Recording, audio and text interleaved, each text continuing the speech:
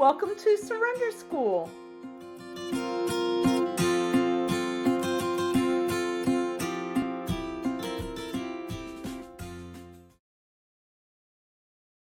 And once again, we have a lot of people where their deal is not food, and that's fine. We found a lot of people have found a lot of recovery here. And so a healthy relationship with whatever it is you have a problem with. We are not an official 12-step meeting, but we do adhere to the spirit of the traditions because all of us are 12-steppers. So we've all been in program for quite some time and love the big book. All right. Here's everything that we offer about Surrender School or on Surrender School is on the website. And we really want to drive people to the website because there's just so much information that is out there. So there's a couple of things. Watch the chat today because one of the things that Lori does is she places information that's from the website onto the chat, and you can see all that. And we now have a second Zoom room. So most of the new things are going into the second Zoom room. So be sure to watch on the website. Underneath each section, it'll say, click here for instructions. And you can go ahead and take a look and it'll tell you if it's in room 1 or room 2. This is room 1. And these sessions will stay in room 1. But most of the new stuff are in room 2. So just check that. If you end up going someplace and it says the host is in another, no, I don't think it does say that because it's a completely different account. So anyway, if you sit there by yourself for a long time, try going to the other room. But that's probably what will happen. Maybe we plant somebody in the second room or in the room that's not being used to point somebody in the other direction or something. I don't know. Maybe we can do that. All right. If Surrender School has helped your recovery, then we ask you to donate. And once again, most of us come from 12-step, and 12-step people are used to paying their own way, so we do get donations. Those of us who teach and so forth are all volunteers. None of us get any money for that. But we do have expenses like the website, like the Zoom, and since we're going to be doing a retreat in 2026 here in Las Vegas, I'm sure there'll be expenses for that as well. So please donate if you feel compelled. All right, here's some new things. Abstinence and recovery is the 31-day thing that Linda T did basically in May, I think it was May, June, whatever that time frame is. Mm-hmm. And now the recordings for that are every Monday at 5:30 to 6:30 Pacific time. Very compelling. The people that went to that were really, really impacted by it. Now it's kind of spread over those, basically 30 weeks. So please consider joining that anytime that you can.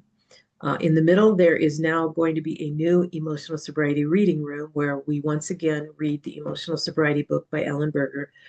I don't think you can read it too many times, so it is an awesome book, and Kim and Dave are leading that. It's Friday morning at 8 a.m. Pacific time. And then Samantha Comboy is going to be going through an intuitive eating workshop with us at 9 a.m. on, I don't see the date there, August 2nd. At 9 a.m. It says 10 there. It's not. It's actually at 9 a.m. on August 2nd. You'll want to join there. And from that, Samantha will determine, is she going to continue to do a workshop? Is there, all the pieces and stuff. I think there's a lot of interest, so I'm excited about that too. Intuitive eating workshop. Cheryl? All right. Yes. Cheryl, Sam has already made the decision that she will do the entire 11 or 12-week workshop. So awesome. That's awesome. Thank you, Lori. I didn't know that. Awesome. It will be on every Saturday following, also at 9 a.m. The first one will be 90 minutes. After that, there'll be 60 minutes. 60 minutes. Awesome. Oh, good. Thank you, Lori, for letting us know that and letting me know that. I'll change that. Sorry, it wasn't clear for you, Cheryl. No, that's fine. Thank you. I probably wasn't listening. All right, which is a shocker. All right. Real quick, I just want to say we did listen, and we are doing, instead of 4 weeks for each of the steps from 8, 9, 10, 11, 12, we're doing 2 weeks of work and then a week like today, which is a makeup and or office hour day. So it's lots of sharing. There's not a lot of content on these days. So it's kind of, if you miss something or you have questions about something or whatever, and also I'm going to show a new type of sharing that we're going to do, and I'm excited about that. So I put this up here if you want to take a picture of it, just so that you know when things are. Let's take a moment to feel your breath going in and out and to feel your feet on the floor. You want to let go of everything that happened before this minute and everything that's going to happen in the future, and just be present. And now let's say the Surrender School set-aside prayer together. God, help me to set aside everything I think I know to leave space for what I have yet to learn. All right, the goal of this course is a personal journey, and our focus is to help you understand the relationship between your false self, that ego self, and your true self, and to treat yourself with unrelenting compassion because you're human. Some things to keep in mind. This entire year has been working the step by type. We are just wrapping up step 7. If you don't know your type and just joined us and don't know your type, you'll want to take the test because that will guide you. We do believe that self-contempt stops or at least stalls spiritual growth. So we really, really focus very much on being compassionate with yourself as well as other people. We do believe if you do the work, you will be supercharged. Your recovery will be supercharged. And remember, of all the things you can be in the world, we ask that you be kind to yourself and to other people as well. All right, inquiry is just another word for questioning, so asking questions. And the reason that I put this slide up is to remind us that what we're looking for as we do all of this work is to see that our patterns, to see that the patterns that we live in, those patterns that we don't even see them as patterns. So our job as we do this work is to see our patterns as patterns. Our projections are the stories we tell ourselves as the stories we're telling ourselves instead of reality. And the more that we see that, the more those things will dissipate. They'll disappear. All right, I want to talk for a second. I think this is a cute little cartoon. There is in the big book, there is a quote that says, as we go through our day, we pause when agitated or doubtful and ask for the next thought or action. So for the right thought or action. So this to me is really it's going to sound negative and I don't mean to, the most that we can expect or hope for out of recovery is that we have that pause, because the ego structure will always be there. It will always jump up in some form or other and try to defend us. And which means it hides our true self from the world. So the way we show up in the world very often, especially before recovery, is not your true self. It's this ego self. It's this false self. So, and it jumps up to try to protect us without our permission. What the pause allows you to do is it gives you freedom, because you can stop that and say, do I want to act like that or not? Do I want to be like that or not? It isn't about feelings, because the feelings are good. The idea is we want to feel our feelings. We just want to be on a bridge and watch the feelings pass. When we block them is when that ego structure says, oh, right. So it's all of that. So this is not stop feeling things, because a lot of the people, the trauma in their life comes from the fact that they're denying that they have these feelings. Have the feelings, feel the feelings. That's all good. But the idea is when my actions are going to hurt or harm or do anything that is going to mess up my life or someone else's, right? Then I want that pause that says, do I really want to do this? I don't want to do this. I'll evaluate it later, but I want that pause where I have the choice to do it or not do it. In my case, getting in someone's face. I can get in someone's face. I can choose not to. I never used to have that choice. And so the freedom for me is the fact that I can choose not to do that, which is awesome. All right. So with that in mind, I'm talking about the pause. Here is the new way that we are going to share. I'm calling it moon shadow. And I want to talk about a moon shadow. I don't know if any of you have ever paid attention to this, but when there is a full moon and you're somewhere out of the city, the moon is so bright that if you face the proper direction, you will see a shadow of yourself from the moon, which is awesome. Now, the reason I'm calling this moon shadow is because, first of all, it doesn't happen often. It happens only, once a month or something, right? It doesn't happen often. And it's got to be clear and all of this. The second thing is it's delightful when you see it. And the third thing is you have to be facing the right direction to see it. And all of those things, right, are very, very similar to the growth that we have as we're working through these steps. This is one of the reasons I've been so excited about step 7, because when we get to step 7, that's when we start doing this. So the share that I want to have today is I want us to share on basically the question is, have you seen that your work and the help of your greater power have dissipated a defense? Not constantly. And once again, as that dissipates, right, we see it and it's like, oh, I made a different choice. This is awesome, right? That's what it looks like or feels like. And I call this also known as celebrating the pause. So what I'd like to do now is share on any little thing that you have seen that basically there was a pause and you got to choose. You got to choose your reactions, right? And once again, I mean, I'm not trying to say this to be, and it doesn't feel negative at all to me, and I hope it doesn't sound negative, the most we can ask for, what we are asking for. We don't know that's what we're asking for, but what we're asking for is the pause. That's what we want, right? So even when I talk about the dissipation of the ego structure, it doesn't go away. It never goes away. It's there to protect us. It's part of us, right? And it's there to protect us. So it won't go away, but I don't want it acting without my permission, right? So somebody was talking the other day. I can't remember what they were asking specifically about, but there was this fear that that ego structure would like be gone, and then what would be left. And I'm like, oh yeah, I should be so lucky to have that. So that doesn't ever happen, right? It is always there, and it will defend you. Uh, Automatically, that will happen. But when I can stop it and I can go, nope, that's not a choice I'm making today. I'm going to make a different choice. That's super good. All right. So we are going to have from here until the end of the year, until the end of these sessions, we're going to do a moon shadow section, which is all about sharing these little pieces of growth. And you know how when a toddler is walking and they take 2 steps and fall and everybody cheers, right? That's what I want.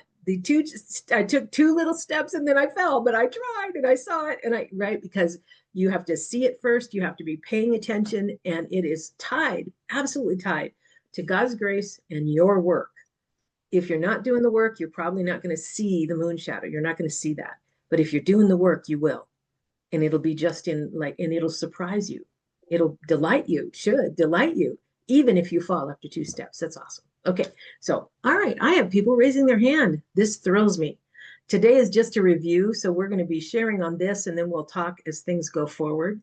But for this section, this is all going to be about sharing growth that you have seen in your life because of the work that you're doing at Surrender School. Okay, Shirley, to you. Hi, everybody. I think this is what you mean. So I'm a type 2, and I have a tendency that I keep losing my shit, my reading glasses, misplacing things, and then my immediate reaction is catastrophizing and like falling apart and just getting like all this energy that's like frenetic and frantic.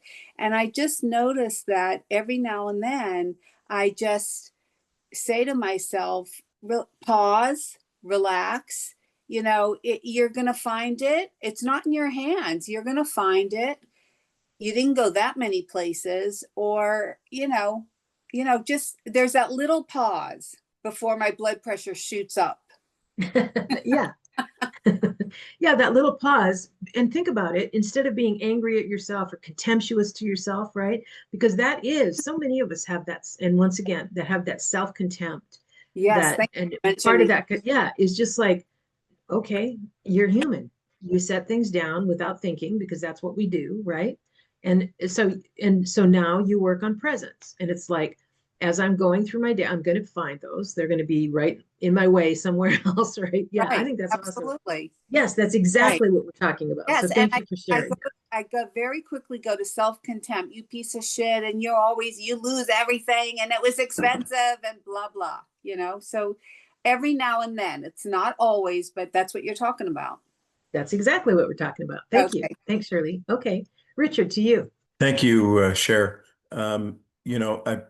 I think if you were in a breakout room that I was in, I shared this story one time, and I may have done it on during one of the office hours. But so I started with one of the easier for me defenses, which is self-righteousness. And my typical reaction would be when I would be somewhere, or Becca and I would be out for a walk or something like that, and there'd be litter strewn on the ground, and I'd get really angry I wanted to find the person who dropped it there and shove it at them and say, and then challenge them, what the hell are you, that kind of thing.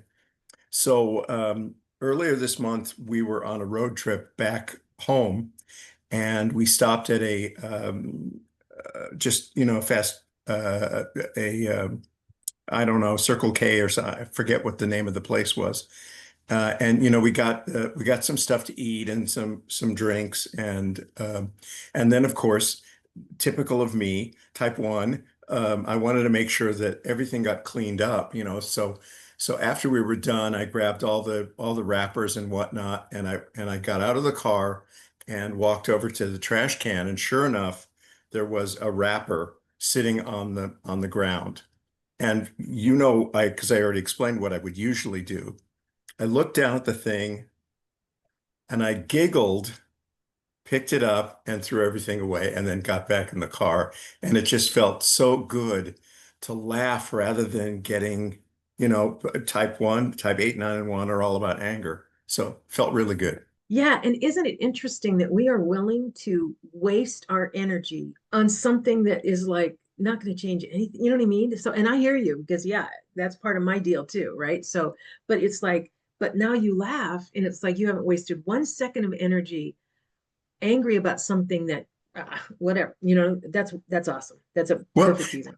and plus, I got to help keep the environment a little bit cleaner. I didn't just laugh and walk away from that piece of trash. I picked it up and threw it away. That's right. That's awesome. Thank you very much. Okay, Katja, to you. Yes, I just remembered how I felt when I began to do the steps. I felt terrible, terrible. And just on Thursday, I told a friend, I don't know what's happening to me. It's like, I don't know, it's like changing. It's like things happen and I have another point of view. Really strange. And right now it came to my mind, thanks to the higher power. And I think the most difficult differences of character type 8 are getting better, I say thank you from my heart. I am not so, I am more vulnerable with people. People are back with me, also vulnerable, and I am making new friends. I am being kinder to other people. Now I decide when I want to get angry and when I don't want to get angry. I make the decision. I pause. I let myself feel my feelings. Really interesting. I'm really grateful to my higher power. And this work of the Enneagram was just what I needed at this point of my life. So it's getting better. Thank you. Awesome. Thank you. That's what I call a God shot, right? When it shows up exactly when you need it, right? And you do the work. And yeah, it's awesome. Thank you, Katja, for sharing that. Sandra, to you. There you go. There I am. I'm a 7, and one of my fears is limitation, fear of limitation. And it's a big one. It's a huge one. And recently we acquired a car, and it was going to be my car. But I have always owned my own car in this relationship. I have always been in charge of it. It felt like empowering me to be an individual, my own person, my own everything. And then the whole idea of sharing a car with my husband, it was like awful. I was going to lose me. And but I did work on the issue. There were some benefits if you share. He changes the oil, I don't. And there were definitely some benefits. So I accepted the challenge and gave up my car to be part of our car. And that was a big deal to me, a real big deal. And it's turned out that I really am not losing who I am at all. It's enhancing who I am in our sharing. It has totally benefited the relationship because it is our car now. So thank you. And that's my share. That's beautiful growth for a 7, isn't it? Because that feeling of being trapped that's like the basic fear of the 7. Yeah, that's awesome. Thank you, Sandra, for sharing that. Oh, this is exciting. Oh, thank you. All right, Jim, to you. There you go. Share. Just thinking of the slide that you'd put up there a moment or so ago, I feel as though I sort of anticipated the slide because when I first came into the room, I was saying how much I was experiencing the growth and so on and so forth. And as I'm going through the steps, when a step is broken into, as step 7 is, different parts, then I read each part. I take them individually, and as I look at this, as I look at the second part of a particular step, I feel as though I've already answered the, that part in my writing. And I find it quite strange, and I find it quite exciting. And it's sometimes the energy that it creates for me. And I think it may be as a 4. I find the energy slightly overwhelming at times, but I like the energy. And so going through these steps, I'm experiencing a shift. I'm experiencing growth. And it's good. I like it. Thank you. Yeah, it is good. It's great. Thank you, Jim. All right, Elham, to you. Hello. I kind of connecting more to type 3 that I might be. I always try very hard to impress other people, so they look up to me. They think I'm smart, or I because I feel empty inside. I look at others to make me feel better about myself. So now I'm learning to. I have to fulfill myself, and I the positive, good feeling that I need to know about myself is within myself, not others. Because I never feel satisfied and enough if I want to keep making other people my God, to impress them, to look up to me, so I look up to myself. So I have to fill up that empty hole in myself. So all those self-care and I always believed in this, but now I'm connecting why and the feeling I have. So it's just baby steps. Thank you. That's awesome. Thank you. Yeah, I do think because that is the burden of the 2, 3, and 4 is that they identify themselves, or who they are or what they are or how happy they are is very often defined by something external, by someone else besides themselves, which means you're always looking to somebody else to tell you you're okay. And there won't always be somebody there to tell you you're okay. And for a myriad of reasons, sometimes you're alone, sometimes you hang out with assholes. I mean, there's lots of reasons that might happen. So, yeah, so and once again, if I can tell, and I think this is also when we engage our greater power, whatever you call that, God, higher power, spirit of the universe, that little part inside of you that animates everything, right? If we can pull that in, then it's like, I'm okay. Then I'm okay. Because once again, never will our life be without storms, right? The idea is that we survive and thrive inside of the storm because we're in a storm all the time, right? So thank you, Elham, very much. Yeah. Okay. I just want to say, even though if others say I'm okay, if I don't feel myself I'm okay, I don't believe it. And even if they say it never is enough. Yeah. Never is enough, because it's so empty in me. Okay. That's right. Yep, exactly. Good. I'm glad that you see that. Thank you. Thank you, Elham. Carmen, to you. There we go. Thank you. Boy, when you brought up what we're doing today, it just brought tears to my eyes because I've seen so many changes. It's just amazing. Part of my morning prayer is asking to be shown where I procrastinate and where I minimize problems and where I deny my own needs. And as a 9, I know that, avoidance is really a big thing for me. Just get me the hell out of here. I don't want to deal with something. But because I know that is my thing as a 9, I'm really looking at it more and more. And I'm right now involved with 2 things that just amaze me. One is a class that I have known about for years that I've wanted to take, but I've always just said, oh, costs too much money, takes too much time, I'm just being selfish, blah, blah, blah. Well, I just did it. And it's brought so much joy and information to me. It's wonderful. And another is a project that I've continued to work on that just brings it all out in me, my stuff. It's like, I'm always afraid I'm going to do something wrong or I'm not going to know how to do the next step. And when I pause and I ask for help, it's like, just go there, show up, trust that you'll be shown how to do this. Trust that you'll know how to do this. This is a project I've been working on for 12 years. And every time I do get shown something. I mean, it's just amazing. And now knowing what I am as a 9, I understand even better why I have that response. So it's just phenomenal. Awesome. Thank you, Carmen. Very happy. Thank you so much. Linda L, to you. Hi, yes, I'm happy to share some successes. And I was reading over the material again, and it was how it says it's going to be effortless, like it's not going to be like hard for these changes to take place. I mean, yeah, it is super freaky weird that like, I get done kayaking and I put everything away.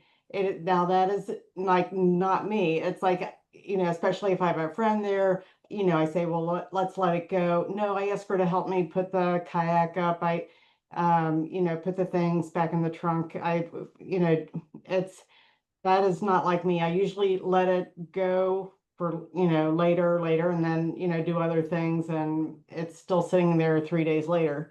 So, that's a wonderful change. And then I did get around to my 7th step prayer, and I'm just going to read that. Hello, trusted guide. I am ready to be useful with this time I have left on earth. Please remove procrastination and the need to slide back into comfort, unless I need it for self-care. I know you have my best interest at heart, and when I come to you, you will guide me to the best for all. Thanks. Awesome. Yeah. And so the kinds of stuff you're talking about, that's where we see it, right? That's a moonshot. That's a perfect example of that, right? And you see yourself acting differently, right? Now, is it you doing the work? Absolutely. There's something more there, right? There's something more there that's helping you to where you're not resisting it like you used to. I love to see this. Thank you very much, Linda. All right, Tamara, to you. Hey, good morning, everybody. I'm a little discombobulated today, but I did want to share something. I've been noticing little snippets of various defenses that I'm noticing them. So I think, I'm noticing the self-doubt, which is the one I'm focusing on, but I'm also, noticing indecision and withholding of self. And that's the one I wanted to share about. I'm out here at the lake with my brother, and he and I have been out here for a couple of different summers, and been slowly with recovery. I've been slowly trying to be in our relationship differently.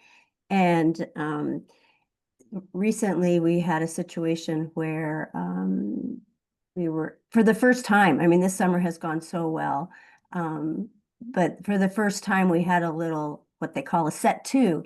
I was doing something, he swooped in and took over, and I got irritated that he just swooped in and took over, and he said something and I said something, and I walked away. And then when I went to get a screwdriver or something, and I came back and he said, "So, are we good? We're good, right?" And I thought for a second, okay, my normal behavior would have been like, I'm just going to say yes because I just don't want to deal with it. And I really, he's not going to appreciate what I have to say anyway, because he always says feelings. Why do people waste so much time on feelings? Just waste a lot of time. And so, but he said, he asked me, "So are we okay?" And I said, "Yes." And then I explained, but blah, blah, blah. I didn't like it when you just swooped in. He said, yes would have been perfect. And I said, I get that yes is perfect for you, but yes was not perfect for me. And so that was the, not withholding myself. I didn't get mad. I just said, it wasn't perfect for me. I needed to let you know what happened for me there. And he just said, oh, okay. And it's a continuation. So that didn't turn the corner of our relationship or our interactions. But it did, I can tell, it took it to another level of authenticity. And a few days later, I referred to that and said, yeah, we're learning that we're in situations where some of us are practicing trying to be different and better and, you know, healthier people. And so when those difficult times come up, if we can just say to ourselves, oh, there she goes again, she's practicing. And that's what I'm going to be saying about you too. So anyway, that's kind of convoluted, but I did recognize that that was the not withholding of myself to avoid conflict. So thanks for letting me share. That was awesome. And that wasn't convoluted at all. It completely made sense, right? And that's exactly how we see it. That's exactly it. You're right on track. That's awesome. And it's those little things like that where we used to show up in the world differently with that person specifically, right? And it's like, no, I'm going to be my authentic self. And I love the fact because the pause is there, because if you react with all the energy of anger or whatever initially, right? Then it's like, no, give me a second. Let me choose the right thing, the way that I want to do this. It doesn't mean that you abandon yourself in any way, but you come with the appropriate amount of energy at the time, right? I think it's great that he asked, are we okay? Right? And you're like, ooh, yeah, I'm gonna let you know. It was awesome. That was great. Thank you so much, Tamara. All right, Shirley, to you. Yeah, hi everyone. It's just so lovely to be growing together with all of you. I just want to mention that. And I wanted to say that I remember in OA there was this saying, but as I learn more about that I have defenses and what they are, I feel like have the pause a little bit, but I also feel more. The feelings are more intense. And I was wondering if other people are just getting like more intense feelings, like some of the negative, bad feelings feel more. Just I'm less numb is what I want to say, that I'm just less numb. And it's hard. And I'm also more aware of it at the same time. That's it. Just an observation. Yeah, thank you, Shirley. And I think for those of us that aren't accustomed to feeling, right? Like then, yeah, for someone like me at 8, I do feel more. I do, but I try really hard not to say bad feelings, good feelings, and that's because I don't want, because historically bad feelings I slam down, I cover, I try to get all of that, and then they never heal. So it's like feelings are feelings. And once again, we don't stop them, we feel them. And it's like, so I go with it. That there's a reading that I have, something called Enneagram Collaborative or something like that. It sends me an email every day. I don't always read it, but one of them talked about basically pain. That basically, if you just stay with the pain, even for like a minute or two, what will happen is it'll pass. If you don't stay with it and you just deny it or ignore it or push it down or whatever, then you have to deal with it at some point, right? And so I'm practicing kind of trying to do that. So I understand what you're saying about more feelings, and I try. This is interesting because because I view my role as the facilitator and leader of this group and also the leader of office hours. I'm very cognizant of protecting this. This is a reason what, by the way, that the breakout rooms have very specific rules, because you may not know this, maybe you haven't been at meetings that turned into this, but when people come and just share what they did in their day and their resentments against, their mother or something, and that's what they share, it ends up being me and one other person there in about a month, right? It's like, because it isn't that the person doesn't need to say it. It's just not this is not the appropriate place to say it, right? So I'm very guided in what I ask for people to share. So that's why here we're sharing, which is awesome. But it doesn't mean that you don't share it. You do share it, but you find that's one of the reasons we have sponsors, is to be able to share things like that and get it out. So the person does need to say it, right? Let's just find the appropriate venue to share it with someone. And I think that's great. I think it's good. So that's one of the reasons I'm very protective of the breakout rooms, because they could turn into something that will not help. I mean, it helps the person who's sharing, but everybody else is like, let me out of here, right? We don't want that. So yeah, so that's a piece of what can happen. So I'm protective of that. So once again, here, Shirley, the point that you're making is absolutely perfect. We will feel more, right? Let's just celebrate the fact that we're seeing that. And here's the other thing is, once we allow it, what we resist persists. So if I'm pushing against something because I think it's a bad feeling, it's going to push back. But if I go, oh, okay, I see it. All right. This is why last year during the Triple E 12 class, one of the gals, her name is Sandy, and she said, "Oh, hello, anger, my old friend." Right? And I was like, yes, that's what I want. Oh, because I don't get angry like I used to, but it pops up every once in a while, and I want to see, okay, I see it. I see you, my old friend, right? So, and that's what we want. But notice that the energy isn't, right? There's just like there's an energy Right. there and it lets it flow. So yeah, perfect. Thank you so much for sharing that, Shirley. So I just want to say, to use one more word, right? In addition to feeling more, feeling differently. Like you gave that example about how, you don't like anybody telling you what to do, but you realize that there is some wise counsel out there that you've passed up. So instead of having that knee-jerk reaction of feelings, there's different feelings. I want to bring in the word different, feeling differently and feeling more. And yeah, absolutely. Absolutely. Thank you, Shirley. All right, Kathy, to you. Thank you.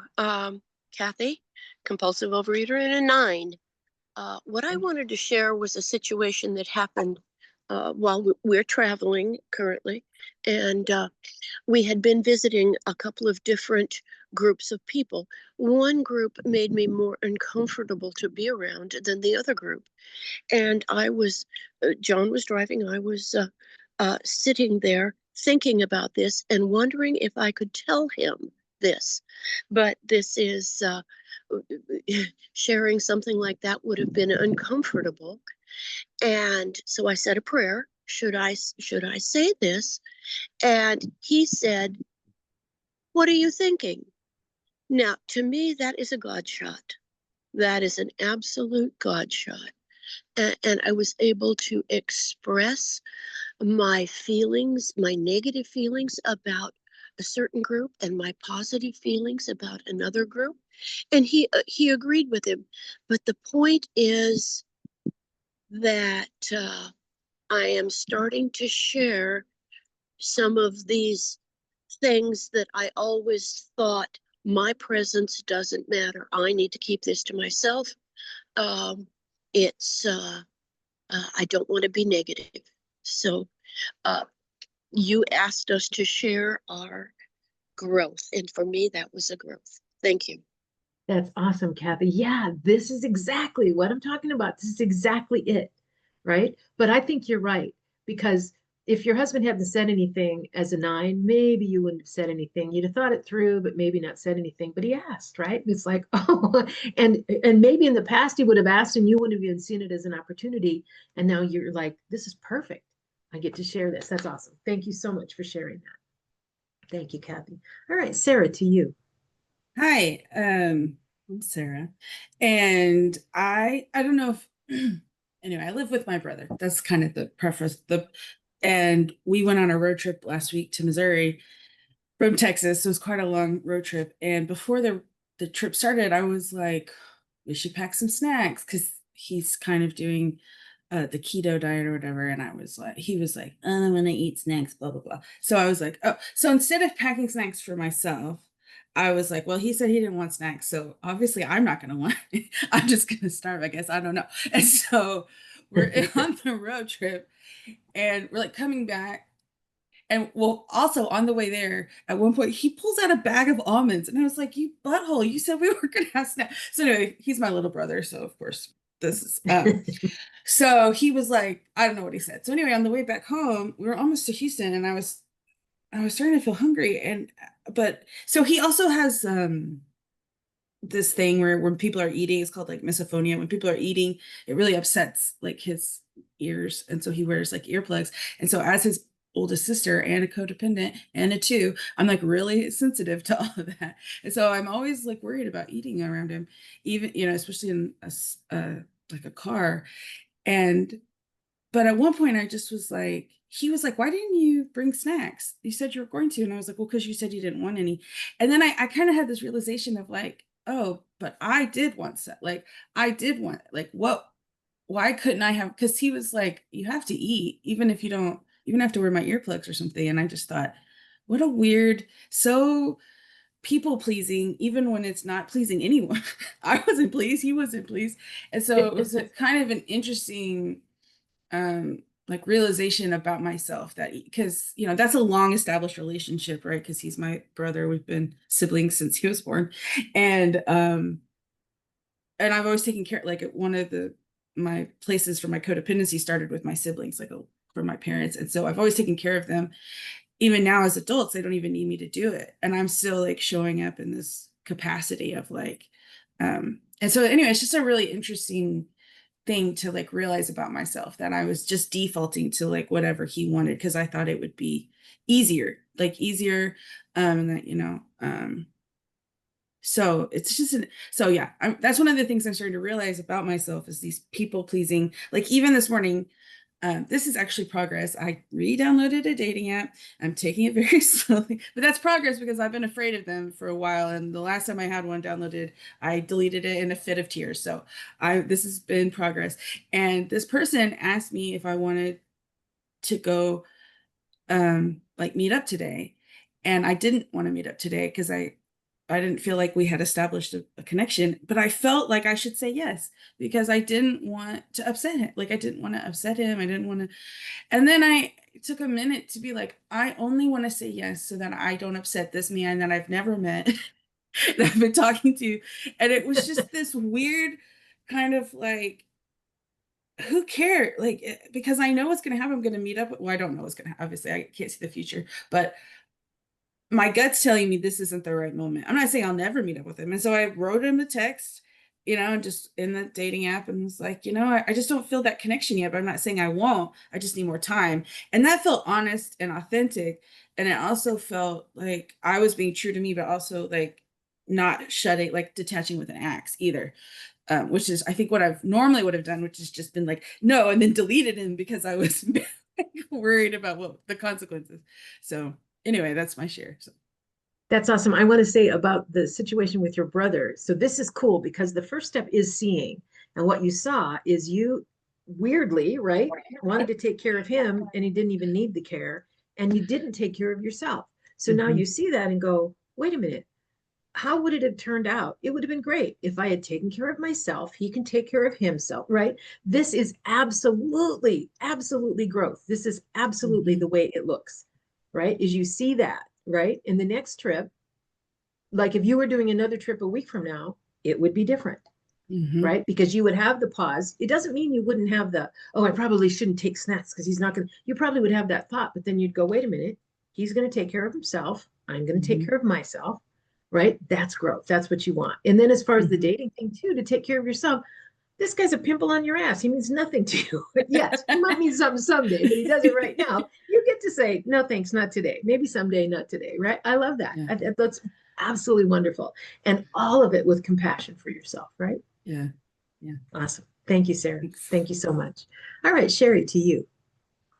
So I had an experience where I didn't purposefully ask for the pause, but it just came. And I noticed it when it came. So something happened that upset me. Somebody did something, it upset me, and made up a story about it. And I said, okay, I really don't know if this, so rather than, I don't know if something's happening with my screen. I don't think it matters, right? Because if something popped up. Oh, Okay, I don't you think just guys can moved. see my Yeah, screen. somebody raised a Okay, hand. great. Yep, it's fine. Okay. So everybody was exhausted. So I said, well, I'm not going to say anything about it now. And later, when it was less exhausting, I asked what happened. I said, this is, I didn't even really tell him the story. I go, what was going on with you? It was completely different than the story I made up. And so it was just really nice. And I noticed myself waiting. I noticed myself not reacting. I actually didn't think of the pause in, but that's what it was. But I noticed that there was some anxiety about it. And I go, it's okay. Like, it's okay. You can wait. There's no benefit right now in going forward. So it was a Awesome. very, very good moment, or moments. And it was lovely also seeing that the story I made up. I knew the story could not be true, but it was also just nice saying, okay, I really made up a story and that was not what the reality was. And it's amazing how often we buy into our stories as if it's truth with a capital T, and then all of our actions are from that. But I'm glad you saw the pause, because I think that's what we get from programs. So thank you, Sherry. Yes, thank you. Thank you. Michelle, to you. Hi, everybody. Thank you so much. Oh gosh, all of the shares. I don't even know where to begin. I'm just so glad to be here, first of all, and thank you for sharing, everybody. The where I'm at, I thought I was really far behind because I missed last week. We were away. And but then I came to office hours, and so I didn't feel so anyway. So I answered some of the questions that I didn't, and it's just kind of I'm reflecting on all of this. The what does humility mean for me as a 4? Like, I'm learning now that I am just allowed to have space. Like, I didn't know that before. I'm allowed to I love Brene Brown's, her little mantra is don't shrink, don't puff up, and stand your sacred ground. So that's what came to me, that like I am me and that's okay. How can I practice appreciating what I have? I have the I Am app. And so I do like the little affirmations. I wrote down doing the opposite. Like that is so, um, that's the opportunity for growth, because what I realized this past week is that this is all about the pause. I think we talked earlier in the week, and it's the pause so yeah, how can I accept my need, that I need help and guidance from higher power and others to shift my focus, and what happens if I don't do that? Like the outcomes are terrible. Like I get very sad, lonely. I end up adding feelings of being abandoned, rejected. So in those moments, I do need help. And how can I let people help, or how can I get help and get guidance from others or whatever? And I just wrote this, this kind of new mantra, like I have to let people, like, this is really hard. This is like I think this is the growth part too. It's like, I have to let people, just like I want everybody to let me be me, I need to let them be them, right? And I have to accept the way that, like people I know, like my husband, I know he loves me, right? But it's like, I'm the one who has like my like receiving part is a little bit broken of like receiving good things and love, So it's like, but I do need to like let them do it, and not push it away, So that's what I do. I push away the good stuff. And I love what you said, Cher. Why am I willing to waste so much energy on this stupid shit? Like, why am I constantly like making something worse for myself? I'm always giving away my peace. So now I see that. So I am really grateful for that. And yeah, it's really hot outside. It was like pouring a few minutes ago. It was really nice to be out here, but I'm rewriting my own personal 7-step prayer. So if anybody wants to share yours, when I hear other people's, it's really great. Like I heard somebody just now say trusted guide. I was like, wow, like that is what I'm looking for, is like the higher power, greater power, to be that trusted one. So like I get that from the group. So thanks for letting me share, and I'll leave it there. Pass. Thank you, Michelle. Yeah, and I think I'm going to share my 7-step prayer, where it ended up, because I listened to a bunch of different people too, and I was like, oh, I like that, I like that, I like that, and changed it, right? So because I want to make it simple enough that I can memorize it. I want to memorize it so that, because I have memorized the 3rd-step prayer, and it's been so helpful. And now I want my own, and it's working. So Cindy, it's going to be you. And then I'm going to share some of the things that Cindy and then Francine. And then I'm going to share some of the things that that's been happening in my life, because I want you to see what's happened here too in these, last 2 weeks or something. So I'm astounded. So anyway, okay, Cindy, to you. Yeah, I'm not even sure that I can articulate what's happening, except to say that things have been revealed and I'm still trying to put this new awareness and information into context. I got kicked out of a church during COVID. I was going to this church and I got kicked out. And it was a good thing they kicked me out. Of course, I didn't like it at the time. And so at one point I said, oh, well, the church thing's not going to work for me. But then last year I thought, well, maybe I could find another church. And I did find a church. And what I found was I found my tribe. But then I realized, oh my God, they have been there the whole time.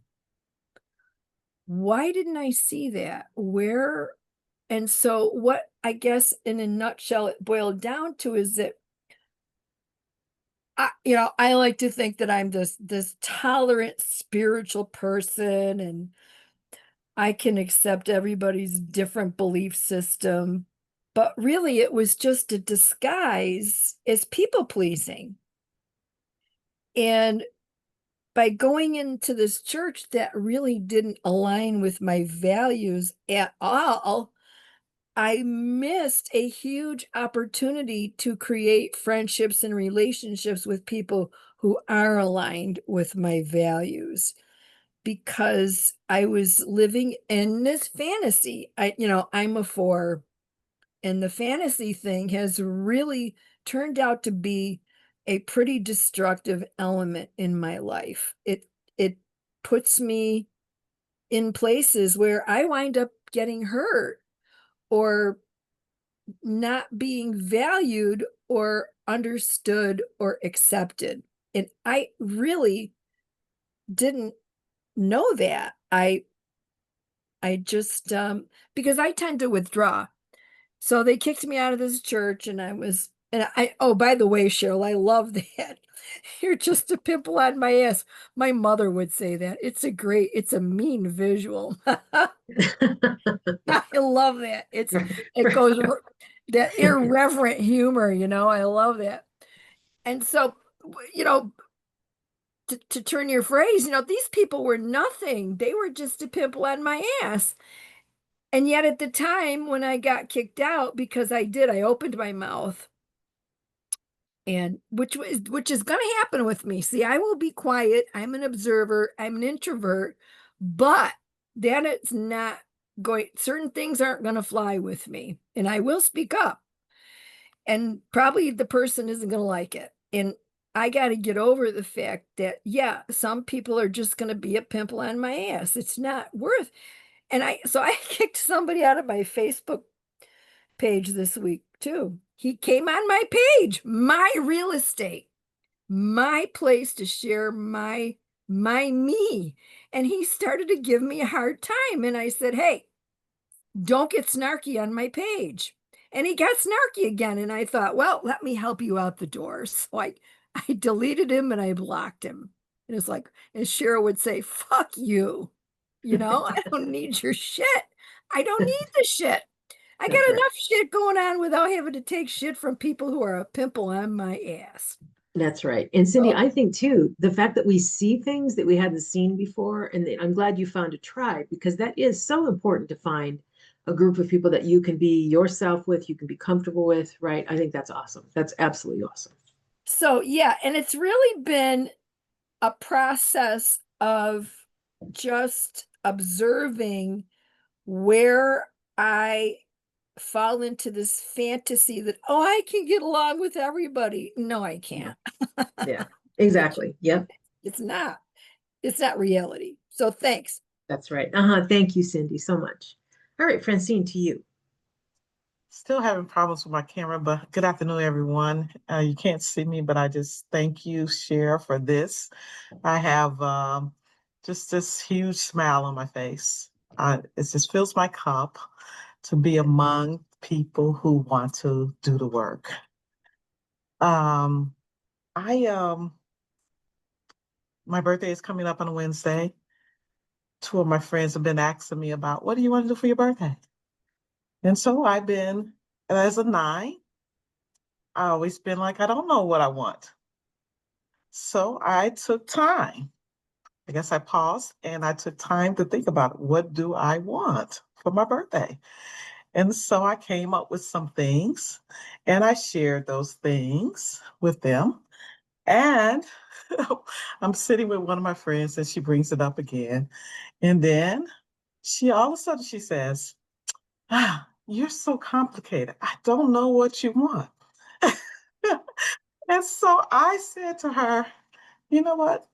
I'm not going to go through this again with you this year. I've given you what I wanted, and you decide on which one of those you want to do for me or with me. And and so I realized that it's not that I'm not saying and using my voice. I'm not saying what I want. It's not that I'm not using my voice. It's that she is not hearing me. And so, and so I did it with my other friend as well. So I felt good about it because I didn't come home and I didn't have those thoughts racing around in my head about why did they do this and why they say this and I just said what I needed to say and express what I wanted, and it was all good. And I was happy with that. So thank you, Sherry. Thank you, Francine. And it's really interesting too, because, and once again, this does tie back to that mantra, my presence matters for the 9s, right? That's one of the mantras that they choose. And it does tie back to that because, but I will tell you, as we change, the people around us are like, what the hell's going on here? And she probably didn't hear all those years of, I don't care. I don't care. Yeah, whatever you want to do. I don't care. Whatever for my birthday. Now suddenly you're sharing what you want. And they're like, so, but I think it's awesome because that's exactly the changes that are supposed to happen, right? But I think some of it, and like you said, you went back to your friend and said, okay, I am telling you what it is that I want, right? And you get to choose, and you even gave him choice. You can do this, or this, right? I love it. That's wonderful. Thank you, Francine. All right, Lori, to you. I just had to interject briefly. Francine, a fellow 9, and my birthday is also this coming week. And I had a friend who's in this room right now, and she said to me, and we live close by, she said to me, okay, it's your birthday, you're a 9, you have to pick what we're doing. And I love her dearly for that and for many other reasons. But and I'm excited. I've picked it. She doesn't know yet, but I've picked what we're gonna do. And it's just simple and nice because all I really want is time with her. So anyway, but I just had to share that on the follow-up to Francine. So we're 9s and Leos. So we're probably very much alike, Francine. Thank you so much, Lori.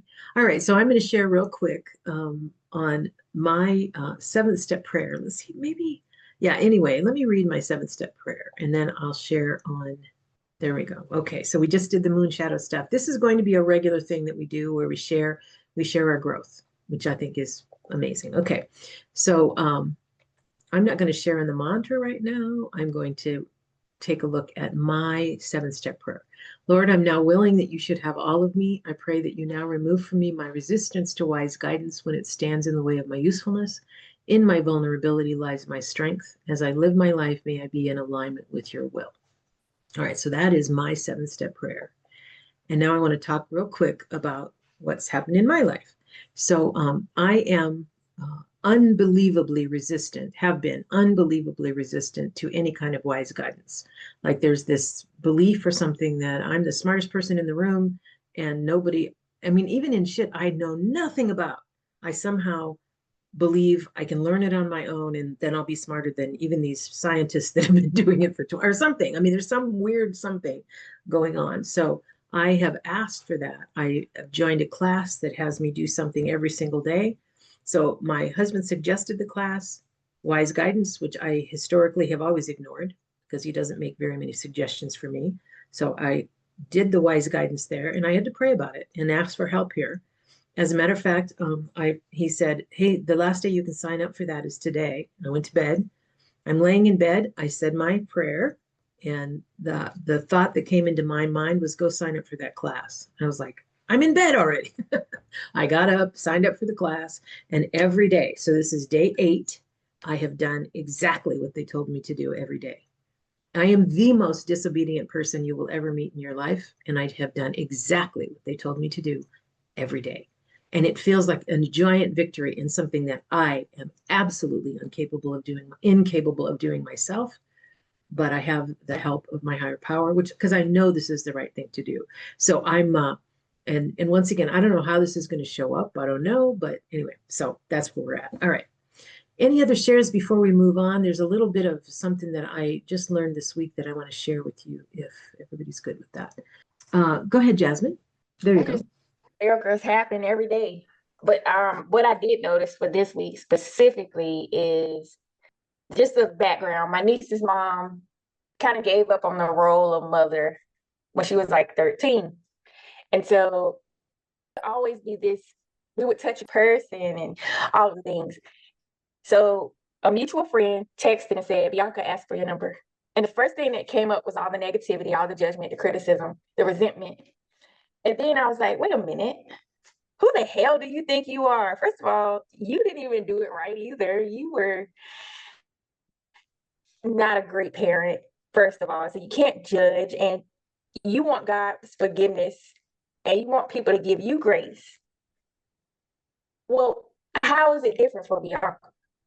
Like, really, what are you talking about? So I did not text back something condescending and negative, like, oh God, what does she want? Whatever it would have been. And just go into that, just to, first of all, I used to do it to try to have a way to connect because I didn't have social skills. So that's all I knew, because it was the way I was brought up in an alcoholic home, is to like, you know, the banter about tearing people down, judging them. That's how conversations went. This time I did not participate. I saw the urge, or the, I don't know, almost the behavior rising. I could feel it. And then I was like, no, I'm not going to text that. Okay, I said, yeah, go ahead, give it to her, period.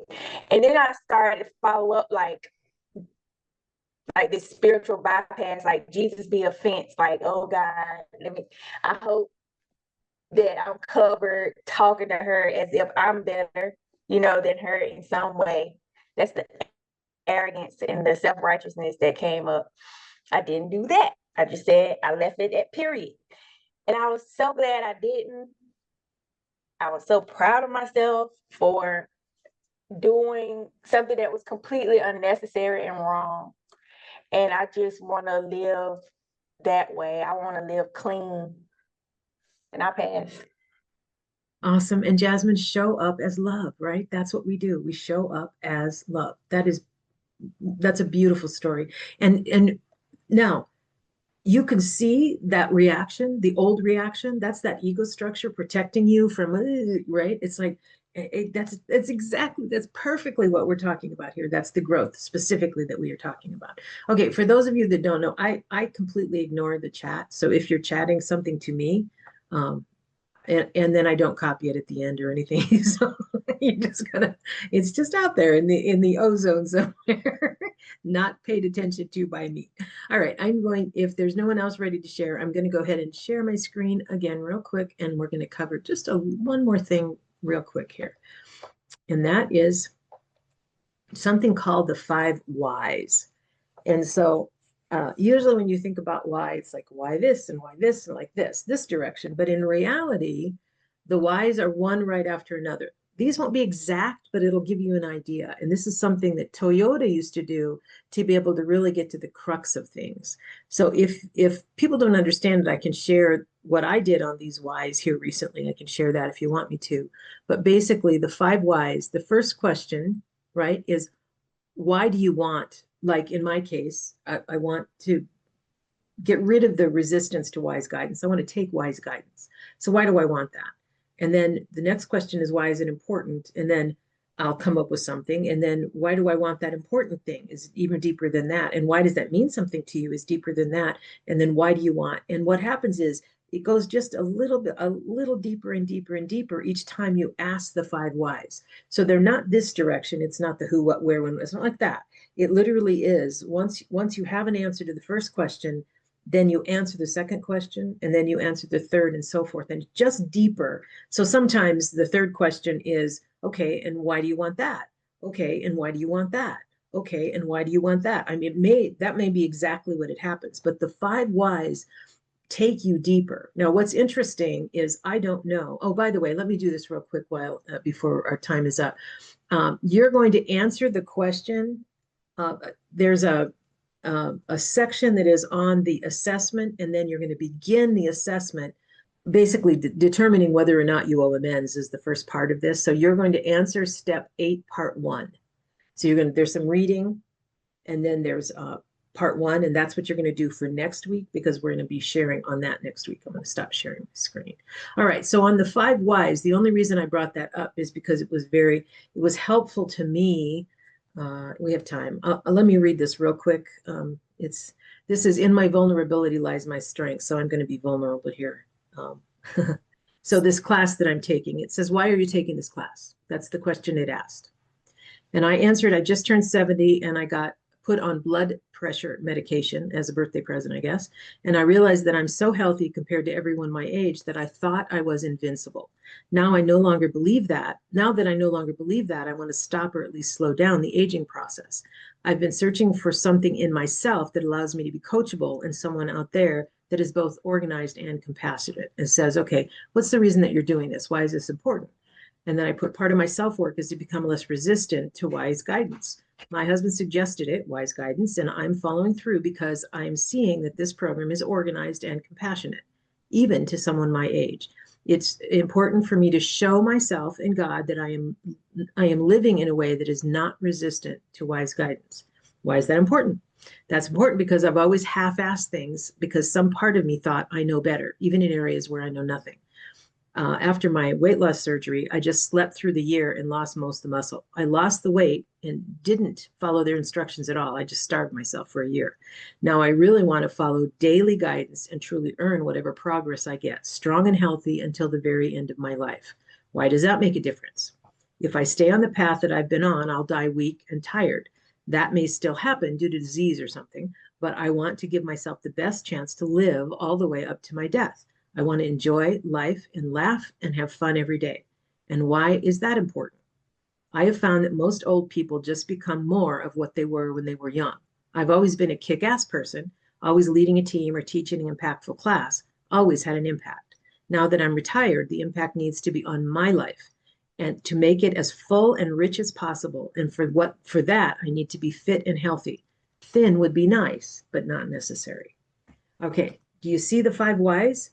So now I've landed on something that truly is what is important to me. One of the things that they talk about, because this is nutrition and exercise and all that, that's what the class that I'm taking. And one of the gals, like, she wants to wear a smaller size jeans, right? Well, I go, okay, that ship sailed a long time ago. But I think the real issue here is because we've been working this, we're already like 3 deep, right? So when I talk about the 5 whys, we're not at that top level that I want a different pair of jeans, a smaller pair of jeans. We're way beyond that. But there are deeper levels. And that's why I really like the 5 whys. Toyota did this as part of when they were getting ready, like, what do they want their cars to be like? Their designers would sit and really, really go deep into that. That's the 5 whys. So if that works for you, if you feel like what you're working on isn't going deep enough, consider doing that exercise. Maybe it wouldn't be 5 whys, maybe only 3, because once again, you're deeper than that first why. None of you, if I ask the question, why are you in OA? You wouldn't answer if you're in OA. If you wouldn't answer because I want to wear a smaller pair of jeans. So you're already 3 levels down. I hope I'm making sense to everybody. All right, does anyone want to share or talk about that or share on anything else that we have been working on? And once again, step 8, we are now finished. There's no such thing as finished with step 7, in that we have now launched that, and we will share from here forward our growth. We're going to share our growth every week. Little things. Today was perfect. Little things like that you see. Oh, I've changed. Oh, I didn't change, but I can see that I did change, right? Whatever. That's the kind of growth that we see, and that's what we're going to do from here to the end of this session. When we start working next year, we won't be doing the moon shadow in the beginning until we hit step 7, because step 7 is when we ask for a specific defense that we want to see removed. If you have named if you haven't named a defense and it's just like scatter, you still can see things. But I'm telling you, if you will name a specific defense and engage the attention of this spirit of the universe, right, the greater power, you are going to see these things happening. That's the reason, by the way, I have you pick one thing, because then you can see that one thing happening. Even in just little bits, you go, oh, this is exactly what I'm talking about. Okay, so we will continue to do that every week. That'll just be part of our shares every week, is going to be on the growth, because now we're wrapping up step 7. Okay, so then step 8 is we're going to look back on our step 4 list and our step 6 list. In essence, and we are going to talk about what do we owe any amends, because 8 is basically getting ready to make amends if we owe them. A lot of people misunderstand when they owe amends. A lot of people that I've worked with in the past think they owe amends for feelings. You don't. Feel whatever you feel, right? Feelings you do not owe amends for. You owe amends for behaviors, right? Not feelings, ever. Right? You can actively hate someone, and if you don't stab them or something, whatever it is you would do, get in their face, yell at them, whatever, you don't owe them an amends. If you don't like people, you don't like people. That's the way it works, right? If you have bad feelings about someone, that's okay. There's not a problem there. You might want to look at why you do, because very often it's a reflection of yourself. But anyway, so step 8, the very first part, is to figure out, do we owe amends? Do we owe it on whatever these circumstances are? Do we owe amends? This is, by the way, when we plug in that final column of step 4, where it asks the question, in some cases, what would God have had me do? Or in some cases, it's what's my role in it? Now we can figure out what is my role in it, because now we've started to see all the things that make up the way that I address the world, the way I show up in the world. So we're at a place right now where we can do that. Okay, so be kind to yourself as you go through this, right? And realize you're going to see more and more of the defenses that your ego structure has put up, and that's what you want. That's what we want, and then we want to be able to see, do we owe amends for any of this? And I think you're going to find most of the stuff you don't owe amends for. 8s almost always owe amends of some sort, but not all types do. A lot of them, yeah, the quiet types usually don't owe too many amends unless you've withdrawn or withheld yourself or something. So anyway, we'll talk about that in more detail next week. All right, so Richard, to you. Yeah, question advice is what I'm asking for in terms of step 8. And that is, what do you recommend regarding amends and the person is no longer alive? Those are my favorite amends to make, by the way. I was being funny. I guess it wasn't funny, but yeah. So a letter, probably. We'll talk more specifically about that, but yeah, a letter to them. I think my mother died when I was a teenager, and so there were some things there. At some point, I made an amends for something, and now I realize I didn't owe an amends for it. But I was so disturbed by it. There's so many things from our childhood, right? I was so disturbed by it. And I'll probably share that when we get to step 8, because I want to talk about something that I wrote a letter and made amends for. And I kept the letter. And now it's almost like, okay, now I understand it better, because that's called growth. That's called growth and learning and all of that. But I think so, yeah. I mean, a lot of it is you have to get it out. And a lot of the times, you don't owe, like you won't owe that person. You're not going to talk to that person. You're not going to give them amends because maybe it would harm them or their relationship with someone or something. So you won't do that. But I still think you have to get it out. So a lot of it is you're going to write that up in some form or other. Yeah. And a lot of it is the discrimination, and that'll be something that I cover in step 9 for sure. But between 8 and 9 is the decision on, do I really owe an amends for this? And then if I'm going, I may owe an amends, but am I going to make an amends? And then what are kind of the guidelines that just determine whether or not you're going to make an amends? But I think written amends to someone who has passed or someone you can't find, you know, I had some people in my life that this is probably before social media that I owed amends to, and basically just wrote the letter and stood willing to make the amends if that person ever did show up. So anyway, I hope that helped a little bit. Okay, thank you. All right, Teresa, to you. Hi, sorry I was late. Bad weather here today. So yeah, I just wanted to share about my defense. You know, my thing was, okay, people pleasing. You know, that could cover like a whole thing of things. But the one thing I did was I said, when I go out, if it's at my garaging or my thrifting or a store, I'm not going to buy my boss and I'm not going to buy anybody at work anything. I did it. You know, and I stopped and I find myself walking down the aisle, the specific thing that I know my Sonia, my boss, wants. And I go, okay, well, now that I'm not gonna buy it, I bet I find it. So I'm playing like head games and stuff. And I said, no, I'm not walking down that aisle. I'm not walking down any aisle that things that I know that she would like. And I said, I'm just gonna look for me today. But it was hard, but I stopped.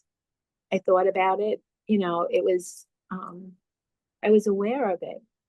And that was big, even though it sounds like a little thing for me, you know, now that I understand the reasons behind why I do it, I'm kind of curious to see the response, you know, too, when I don't. Like last week I did buy something for someone, I did, but my Sonia saw it and she goes, oh, wow, I would love that.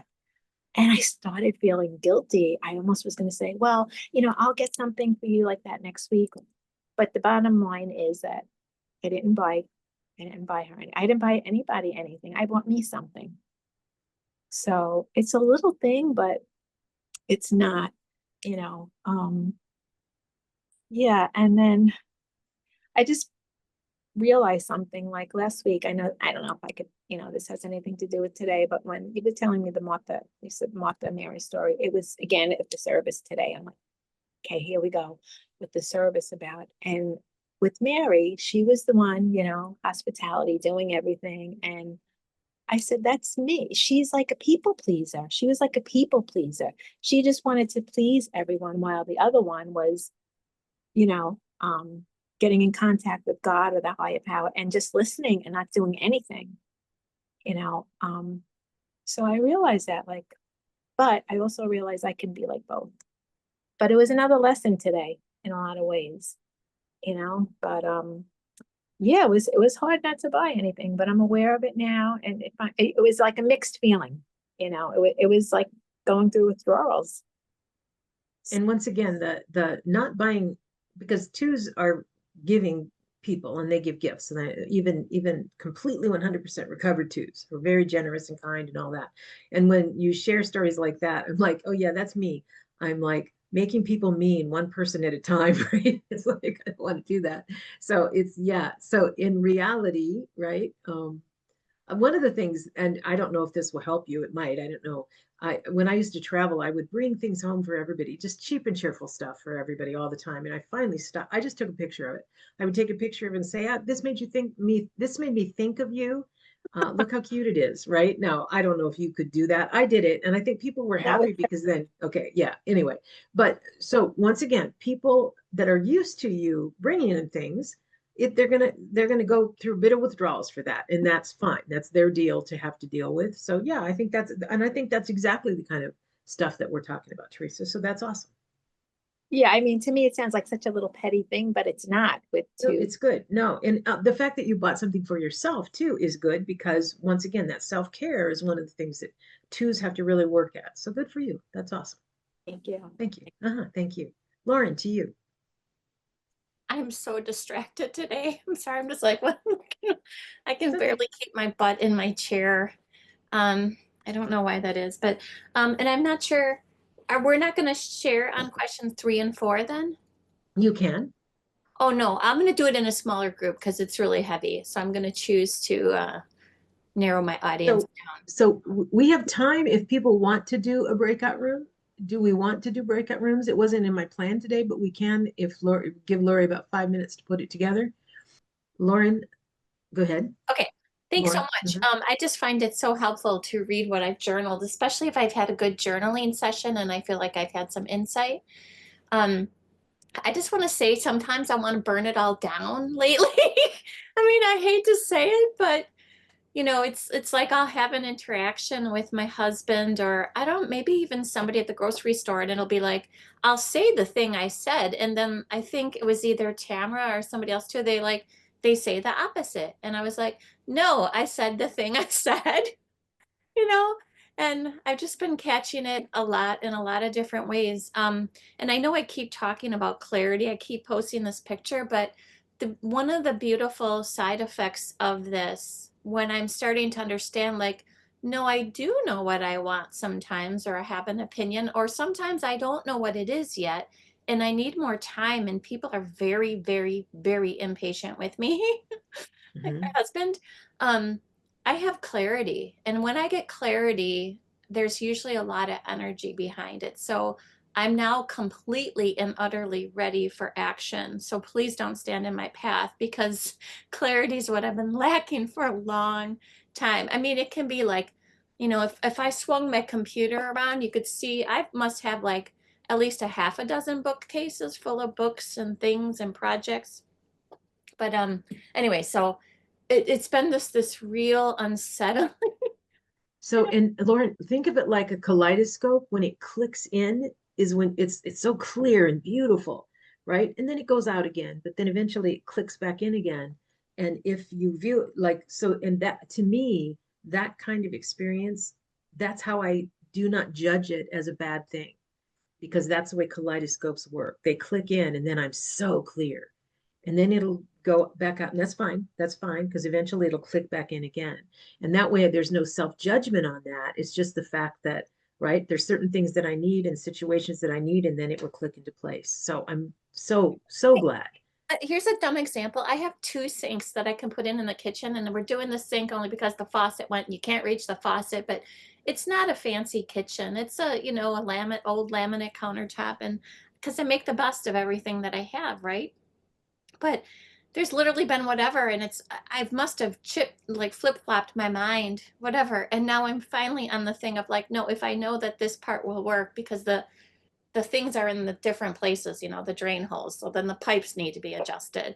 Anyways, so there's just numerous things. And I've been waiting for clarity for so long that I can't even tell you how grateful I am, because I just swirl over things. But, you know, I'm afraid of the energy, though, I gotta say, because especially if I sleep, I have a lot of energy and I have to go expend that energy.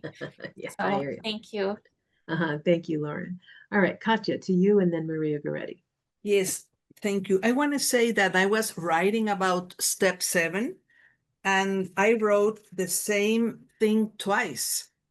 So I didn't realize I wrote it before, okay? And it's very interesting because it says it's important to let go the consequences, and I love that. And it's also important to the word I don't know in English, the need to control my own process of transformation. And that's very, very important for me, because I am in so many things that on Thursday I said it's too much. I don't have a life. All the time I am, what's new, what's new, what's new. So what I did like yesterday or Friday was getting out of many, many, many situations and too much learning and too few living my life all the time, learning and learning. So this is really nice what I read about step 7. Let aside the need to control my own recovery. I really, really like that very much, because it was like overwhelming me and driving me crazy, you know. And I found out the words, what is humility? And it was difficult for me, but as being a step 8, humility is having the courage to be vulnerable and open. And I need other people. and I feel my emotions and I accept my limitations, etc. So I love this humility concept of type 8. Thank you very much Awesome. for listening. Thank you. That's fine. Maria Goretti, go ahead. Thank you, Katja. Thanks, Cher. I'm a 2, so briefly, to speak to the amends that I have made posthumously. What I've done, some of the things is I've made a gesture or I have done something special for somebody that would have meaning, or taking some kind of action, which would be something like, to honor their lives and to celebrate, like planting a tree or a flower, or doing some charitable works, or, keeping a promise to them and to myself, and something that had significance. So, and that also helps me to release them and let them go. And I hope that is, works both ways for them. So just wanted to share that. Pass. Thank you. That's a better answer for Richard than mine was. I'm an 8. I was, apologies for like getting in someone's face. So that's a really good answer. Thank you, Maria Goretti. Lori, are we ready, dear? We are ready. I All didn't right. put the list of the breakout room leaders in there, but you'll probably know who you are when you get there. You'll figure it out. Okay. And so once again, this is to share questions for sections 3 and 4 of step 7.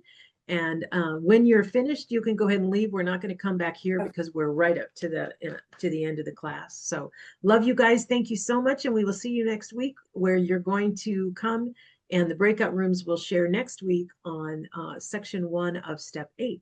So wrap up step 7. Thank you so much for coming today to this makeup day and review. Anyway, love you guys. Take care. Thanks for recovering with us.